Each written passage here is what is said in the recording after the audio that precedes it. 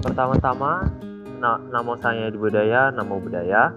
Kami dari kelompok 3, kelas 1 BUMM. Pada kesempatan kali ini, kami ingin mempresentasikan hasil laporan pelaksanaan proposal kami dengan judul Semangat Belajar Anak-anak Sekolah Dasar Budi serta Cara Modern dalam Belajar Dhamma di Vihara Graha Buddha Manggala. Nah, anggota kami itu antara lain saya sendiri Albino, kemudian ada Adianto, kemudian ada Ingrid Rosemary Santoso, kemudian ada Edison, Vini Aprilia, Evelyn Venencia, Jennifer Wiwit, Winky Libra Winson, dan ada Jonathan Lau. Baiklah, untuk itu langsung saja kita dengarkan pemaparan materi yang akan disampaikan oleh Ingrid Rosemary Santoso. Pada Saudara Ingrid, dipersilakan. Baik, pertama saya akan menjelaskan mengenai pendahuluan. Makhluk sosial adalah makhluk yang memerlukan orang lain dalam kehidupannya, dan makhluk sosial ini disebut manusia. Manusia memiliki naluri dalam dirinya untuk bisa bersatu dengan makhluk lain dan lingkungan sekitar. Kehidupan bersosial dapat kita lihat dalam berbagai bentuk, salah satunya kelompok sosial beragama. Pendidikan agama merupakan pembelajaran yang dapat dilakukan di sekolah ataupun SMB. Anak-anak berperan sebagai generasi penerus bangsa. Namun, untuk turut serta dalam memajukan dan mewujudkan cita-cita bangsa, seorang anak harus mengembangkan berbagai nilai-nilai karakter dengan cara menempuh pendidikan agama Buddha. Baiklah, terima kasih pemaparannya kepada Saudari Ingrid. Untuk selanjutnya, mari kita dengarkan pemaparan dari Saudara Edison. Kepada Edison, dipersilakan. Baik, di sini saya akan melanjutkan pendahuluan yang telah dibacakan oleh Ingrid. Vihara Graha Buddha Manggala adalah vihara yang berlokasi di Komplek Baloi Mas, Permai Blok B21, Kota Batam. Vihara Graha Buddha Manggala adalah vihara yang tepat untuk dijadikan objek penelitian kali ini, karena di vihara ini terdapat sekolah minggu Buddhis dengan berbagai jenjang yang termasuk anak sekolah dasar. Penelitian ini memiliki tujuan, yaitu meneliti seberapa semangat dan antusias anak Buddhis zaman modern ini dalam mempelajari Buddha Dharma. Apakah terjadi penurunan kualitas atau sebaliknya, serta meneliti metode belajar seperti apa yang cocok untuk anak-anak tersebut, serta strategi guru SMB dalam mengajar anak-anak. Baiklah, terima kasih untuk pemaparannya. Selanjutnya, mari kita dengarkan pemaparan yang akan disampaikan oleh Saudari Evelyn. Kepada Evelyn, dipersilakan. Baiklah, di sini saya akan menjelaskan bagian metode pelaksanaan, bagian partisipan, dan lokasi penelitian. Partisipan pada penelitian ini merupakan anak-anak SD yang mempelajari Dhamma di Vihara Graha Buddha Manggala. Lokasi yang kami pilih adalah Vihara Graha Buddha Manggala yang terletak di Komplek Baloi Mas, Permai, Batu Batam, Kepulauan Riau. Vihara Graha Buddha Manggala merupakan vihara yang sering mengadakan ajaran Dhamma baik offline maupun online, sehingga kami memutuskan untuk memilih lokasi ini dan meneliti tingkat keseriusan anak-anak SD dalam mempelajari Dhamma. Baik, terima kasih atas pemaparannya. Selanjutnya mari kita dengarkan pemaparan dari Saudari Vini. Kepada Vini, dipersilakan. Baiklah, teknik yang kami ambil untuk mengumpulkan data. Yang pertama adalah wawancara. Melalui wawancara, kami memperoleh informasi langsung. Narasumber yang kami ambil adalah seorang guru sekolah minggu. Dan target wawancara yang kami tuju adalah guru-guru yang mengajar serta anak-anak yang melaksanakan pembelajaran offline di Vihara Graha Buddha Manggala. Kemudian yang kedua ada observasi. Dalam melaksanakan penelitian ini, kami mengobservasi langsung ke Vihara Graha Buddha Manggala demi meneliti keberlangsungan kelas Dhamma baik online maupun offline. Kemudian yang ketiga ada dokumentasi. Teknik dokumentasi bertujuan untuk memperkuat data yang telah dihasilkan dari observasi dan wawancara. Tujuan dokumentasi ini adalah untuk melengkapi data teknik dokumentasi seperti data sekolah minggu, jumlah guru, tenaga kependidikan, serta foto-foto kegiatan. Baiklah, terima kasih kepada Saudari Vini atas pemaparannya. Selanjutnya mari kita dengarkan pemaparan materi oleh Saudara Adianto. Kepada Adianto, dipersilakan. Yang pertama itu pengumpulan data. Pengumpulan data ini diperoleh dari hasil observasi, tanya jawab, dan dokumentasi, dan mencakup dua aspek, yaitu refleksi dan deskripsi. Yang kedua yaitu reedukasi data. Reedukasi data merupakan hasil rangkuman data sepenuhnya, mungkin dan mengategorikan kepada kategori tertentu. Yang ketiga yaitu penarikan kesimpulan.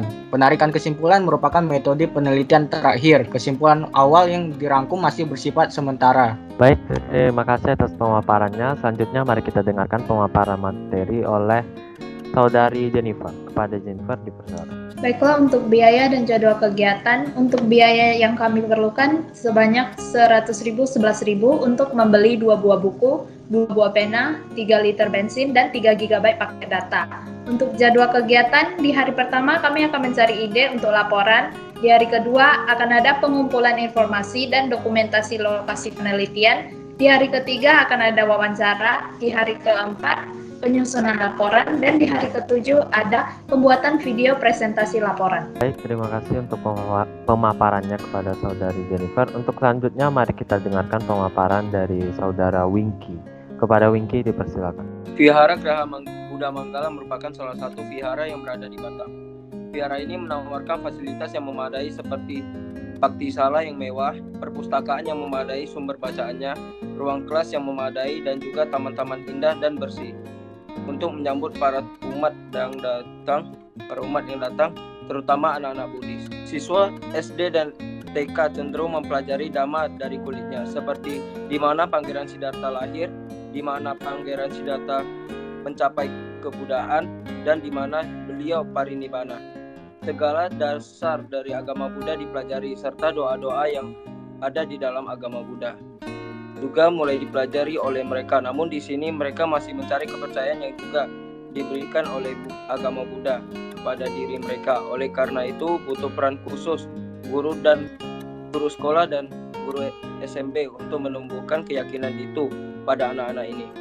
Menurut pendapat salah satu guru SMB yang berada di VGBM, yaitu Pak Agus Sugianto, anak-anak Buddhis pada saat ini masih sangat antusias datang ke sekolah minggu untuk belajar Dhamma. Pada masa anak zaman dulu, belum banyak perkembangan teknologi yang canggih, maka anak-anak bisa ke vihara tanpa terganggu oleh perkembangan teknologi ini. Namun di masa sekarang, teknologi sudah canggih. Pastinya hal itu berpengaruh pada ketertarikan anak mempelajari agama Buddha. Baiklah, terima kasih pemaparannya. Selanjutnya akan dipaparkan oleh saya sendiri, yaitu Alvino. Di era pandemi ini, seluruh kegiatan sekolah minggu di VGBM dilaksanakan secara online atau daring.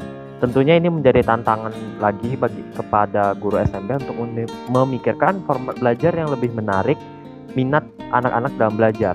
Menurut Agus Sugianto, metode pembelajaran dan menggunakan gambar adalah salah satu metode yang sangat membantu menarik minat anak-anak tersebut, seperti belajar syair Dhammapada. Sebelum membahas syair itu, dimulai dengan membacakan cerita kepada anak itu, lalu diakhiri dengan syair tersebut, sehingga membuat anak-anak lebih memahami hal tersebut. Peran orang tua dan meningkatkan ketertarikan anak-anaknya untuk belajar agama Buddha adalah hal yang penting. Karena orang tua adalah orang terdekat dari anak, sehingga apapun yang dilakukan oleh orang tua, maka akan menjadi tingkah laku anak tersebut ke depannya. Maka menurut Agus Sugianto bahwa orang tua yang memiliki pengetahuan Buddhis juga sangat penting. Tapi faktanya masih banyak orang tua yang condong memahami tradisi Tionghoa dibandingkan agama Buddha itu sendiri. Selanjutnya kami sudah melakukan wawancara kepada saudara narasumber kami, yaitu Agus Sugianto, bahwa minat bakat anak dalam hal ini disalurkan oleh pihak VGBM, yaitu anak-anak itu diminta untuk mengisi acara pada Hari Besar Agama Buddha, seperti salah satunya Waisak. Dan terlihat anak-anak Buddhis yang memiliki minat bakat di bidang menari, bernyanyi, membaca pata diperbolehkan untuk ikut. Dan ini terbukti dengan pemaparan oleh Agus Sugianto. Anak-anak tersebut sangat antusias untuk mengikuti seleksi ini, menari lagu Buddhis, menyanyi lagu Buddhis, dan membacakan pata suci. Terlihat bahwa pihak VGBM memberikan ruang pada anak tersebut untuk dapat menyalurkan minat bakat mereka sambil mempelajari Buddhis lewat santunan gerakan dan nyanyian. Nah, kemudian metode belajar Dharma dengan gambar yang menarik. Nah, di sini itu berdasarkan dengan pembelajaran yang sudah saya ikuti selama SMP, dan tim kami ikuti juga bahwa guru SMP di sana itu menggunakan gambar-gambar menarik untuk mengajarkan Dharma kepada anak-anak itu. Dan tentunya untuk mempelajari Dharma bagi anak-anak di bawah umur tentunya berbeda dengan remaja dan dewasa. Anak-anak akan lebih mudah memahami pembelajaran apabila didukung oleh visual seperti gambar, animasi, tulisan yang mencerminkan tingkah laku tersebut. Inilah salah satu metode pembelajaran yang dipakai oleh para guru SMB di VGBM, menggunakan gambar-gambar unik sehingga anak tidak merasa jenuh dan bosan ketika belajar. Dan memang metode pembelajaran ini sangat membuat anak tersebut menjadi sangat interaktif ketika mengikuti SMB. Nah, kemudian guru SMB itu harus bisa mencarikan suasana pada saat SMB, jadi tidak monoton istilahnya. Kemudian ini menjadi tantangan tersendiri bagi para guru SMB semenjak era pandemi corona ini. Seluruh SMB dialihkan ke dalam bentuk virtual, di mana para guru tidak secara real time dapat mengatur anak-anak tersebut. Namun menurut Agus Sugianto, para guru tidak dapat melihat anak secara tatap muka langsung. Akibatnya ketika SMB-nya daring, maka ketika anak tersebut sedang malas belajar, maka anak tersebut akan tidak memperhatikan pelajaran tersebut. Inilah yang tidak bisa dikontrol oleh para guru SMB untuk saat ini. Maka itu perlu dukungan dari orang tua untuk bisa menemani anaknya SMB di rumah agar anak menjadi semangat dan tidak jenuh ketika belajar. Teknik penyampaian guru SMB juga harus diperhatikan, harus dengan pembawaan yang senang, ceria, serta intonasi suara yang dapat menghibur anak-anak agar ia betah di dalam SMB. Baiklah, seterusnya mari kita dengarkan bagian kesimpulan yang akan disampaikan oleh saudara Jonathan. Kepada Jonathan dipersilakan. Baik, terima kasih.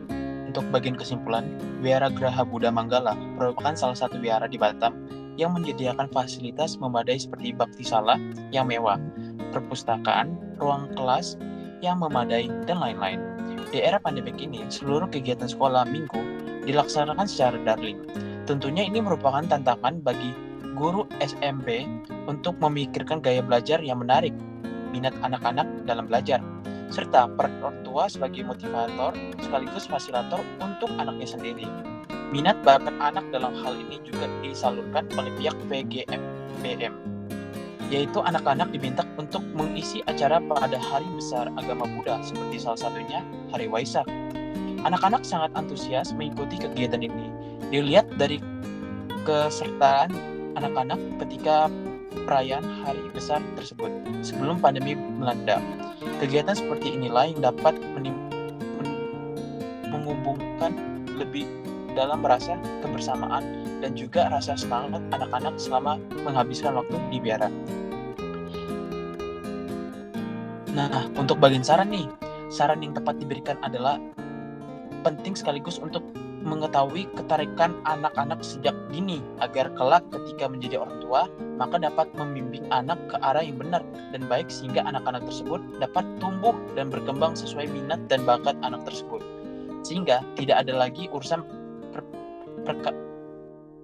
paksaan terjadi kepada anak-anak maupun orang tua ke depannya. Bagi mahasiswa, penelitian ini bermanfaat untuk menambahkan kepekaan terhadap anak kecil dalam belajar.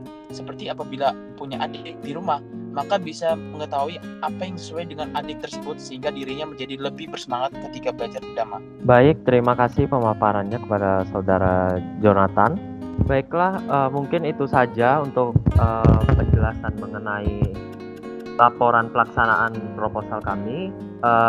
Untuk informasi lebih lanjut mengenai hasil wawancara dan untuk interaksi kelasnya bisa diperhatikan, bisa dilihat melalui link yang sudah kami letakkan di bagian daftar pustaka makalah kami. Terima kasih kepada Ibu Dwi Santi yang sudah menonton video penjelasan kami kali ini. Semoga kami mendapatkan nilai yang maksimal dengan hasil kerja kami. Kami akhiri dengan Namo Sang Hyang Budaya, Namo Buddhaya.